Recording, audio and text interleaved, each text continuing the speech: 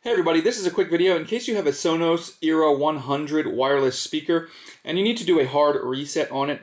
Now you might need to do this if you're having issues with it connecting to the wrong device, or it not connecting to Bluetooth, or if it keeps disconnecting, or if it's glitching, or any other kind of bugs like that. A hard factory reset can fix a lot of these issues.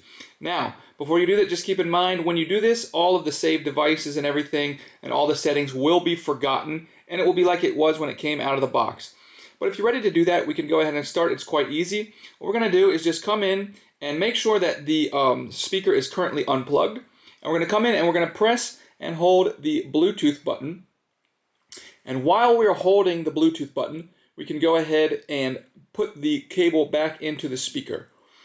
And while we're doing that, once we've plugged it back in, we're just going to continue to hold this button until the light on the front of the speaker starts to flash orange and white.